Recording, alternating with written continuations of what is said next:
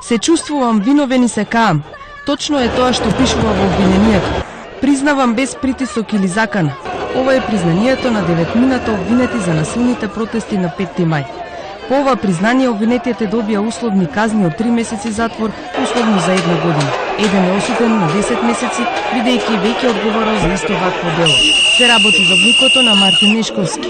Тој бил дел од групата која се туркаше со полицијата кога мајката на Мартин се обиде да влезе во владата, но беше спречена од полицијата.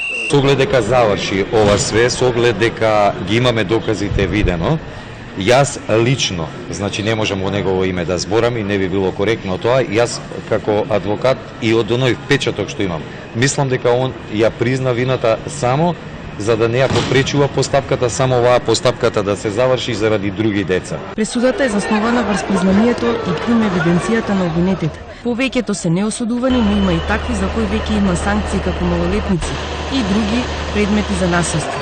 Некои од нив веќе биле осудени на условни казни. Сме крајно задоволни од односот и коректноста на судот, брзината во која ја спроведе оваа судска постапка. Во делот на кривичната санкција што им е одредена, не можам да коментирам, меѓутоа е одредена најниската алтернативна казна, што по мене е некој успех за сите обвинети. Притворот за сите е укинат. Еден од обвинетите беше недостапен, но денес во судница дојде сам. Судскиот процес започна со получасовно задоцнување, оти адвокатите побараа средба со судијата.